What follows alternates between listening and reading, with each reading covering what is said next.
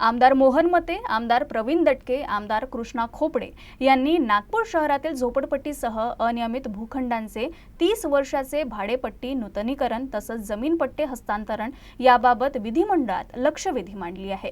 या लक्षवेधीवर सरकार नक्कीच सकारात्मक निर्णय घेईल आणि त्याचा फायदा हजारो गरजू नागरिकांना होईल असा विश्वास आमदार मोहन मते यांनी व्यक्त केला।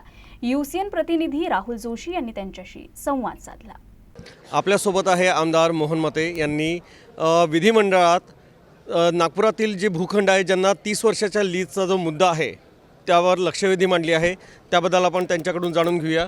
काय सांगाल, तुम्ही ही लक्षवेधी मांडली आहे, काय त्या मागची पार्श्वभूमी? नाही, आम्ही तिघं आमदारांनी मागितले आहे। मी आहे, प्रवीण दटके आहे, कृष्णाभाऊ खोपडे आहे। मुळात असं आहे की महानगरपालिकेचे काम जे आहे ते ज्या संत गतीनं चालू आहे आणि त्याच्यापेक्षा जास्त संत गतीनं जे काम आहे हे NITचं चालू आहे। मुळात तुम्हाला म्हणजे ज्या पद्धतीनं जनतेला रिलीफ मिळायला पाहिजे, तुम्ही ते फक्त यांच्या भ्रष्टाचारामुळे सगळे प्रॉब्लेम लटकलेले आहे। मला असं वाटतं याच्यावर कॉन्क्रीट निर्णय होणं आवश्यक आहे। लीजच्या संदर्भात 6-6 महिने वर्षभर तुम्हाला अर्ज करून तुम्ही लीज रिन्यू करू शकत नाही, मग कुठला नाही देणार आहे। त्या संदर्भात ही जी लक्षवेधी आहे ही लक्षवेधी आम्ही मांडली आहे। त्याचबरोबर याच्यासोबत परत दुसरी एक लक्षवेधी आहे की ज्यांचे हे झोपडपट्ट्या ज्या आहे ना त्यांना रेग्युलराईज करण्याच्या संदर्भात ज्या झोपडपट्ट्या सुरुवातीला घेण्यात आला, या संदर्भात आता अनेक साऱ्या झोपडपट्ट्यांना ज्या राज्य शासनाच्या होत्या त्यांनी त्यांचं क्लिअर करून दिलं, स्टेट गव्हर्नमेंटच्या होत्या त्यांनी सगळं करून दिलं।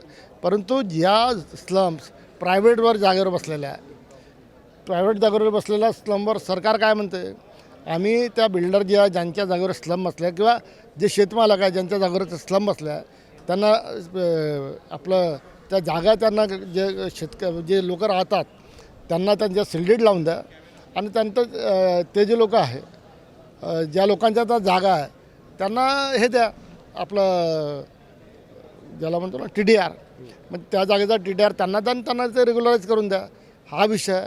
दुसरा, ज्या अन्य झोपडपट्ट्या आहे तिथे अजून ज्या पद्धतीने ज्या गतीनं काम केलं पाहिजे हे लोक काम करायला तयार नाही।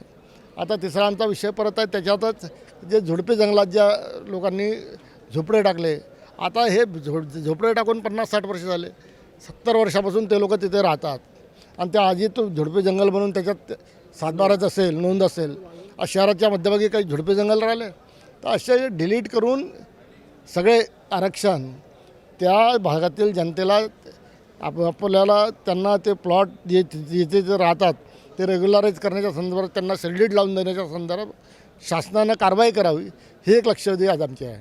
आपल्यासोबत होते आमदार मोहन मते आणि त्यांनी जे भूखंड आहे 30 वर्षाच्या लीजबाबत त्यांनी लक्षवेधी मांडली होती, याबाबत त्यांनी आपलं मत व्यक्त केलं। कॅमेरा पर्सन दिनेश सातपुतेसोबत मी राहुल जोशी, यूसीएन न्यूज, नागपूर।